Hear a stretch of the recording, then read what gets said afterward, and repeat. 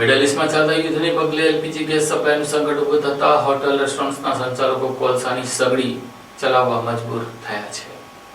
અંકલેશ્વરમાં છેલ્લા કેટલાક દિવસોથી એલપીજી ગેસ સિલિન્ડરની અછત જોવા મળી રહી છે, જેના કારણે હોટલ સંચાલકો, કેટર્સ અને ખાણીપીણીની લારીઓ ધરાવતા વેપારીઓ મુશ્કેલીમાં મુકાયા છે। કોમર્શિયલ ગેસ સિલિન્ડર સરળતાથી ન મળતા અનેક સંચાલકોને વૈકલ્પિક વ્યવસ્થા તરીકે કોલસાથી ચાલતી સગડીનો સહારો લેવો પડી રહ્યો છે। ગેસની અછતને કારણે કેટલીક હોટેલોએ થોડા દિવસ માટે પોતાનો વ્યવસાય બંધ રાખ્યો હતો, જો કે ગ્રાહકોની સેવા ચાલુ રાખવા માટે હવે અનેક સ્થળોએ કોલસાની સગડી પર જમવાનું બનાવવાનું શરૂ કરવામાં આવ્યું છે। સ્થાનિક વેપારીઓના જણાવ્યા અનુસાર મિડલ ઈસ્ટમાં ચાલી રહેલી યુદ્ધ જેવી પરિસ્થિતિના કારણે ગેસ સપ્લાય પર અસર પડી હોવાની શક્યતા વ્યક્ત કરાઈ છે। ત્યારે હાલ કોલસાની માંગમાં વધારો જોવા મળ્યો છે। જો કે આગામી દિવસોમાં જો યુદ્ધ વધુ લંબાય અને પરિસ્થિતિ હજુ વણસે તો તેની અસર ભારતના ઉદ્યોગો સહિત અર્થતંત્રને પણ થશે, તેમાં કોઈ બેમત નથી।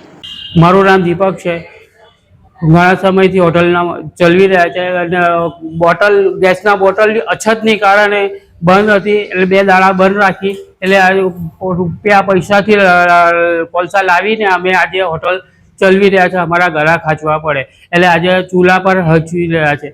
મારું નામ સલીમ કોલસાવાલા છે। અમારો વર્ષો જૂનો કોલસાનો ધંધો છે।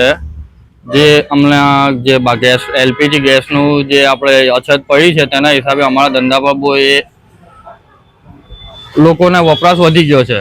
જાણે કે પહેલાં હોટલવાળા છે, કેટરસવાળા છે કે લારી ગલ્લાવાળા જે પહેલાં ગેસ વાપરતા હતા તે અમને પાછા કોલસા પર આવી ગયા છે, સગડી વાપરતા થઈ ગયા છે। તે હિસાબથી અમારા કોલસાની ડિમાન્ડ વધવા માંડી છે। તો અમારા કોલસામાં કોઈ જાતનો ભાવમાં એવું કંઈ નથી। કોલસાની જે આપણી જે પહેલેથી જે વેચાણ ચાલુ છે તેવું વેચાણ ચાલુ જ છે આપણું। કોલસાની ડિમાન્ડ ખાલી વધી છે આપણી। કોલસા કોઈ બંધ નહીં થયો, આપણો કોલસો ચાલુ જ રહેવાનો છે।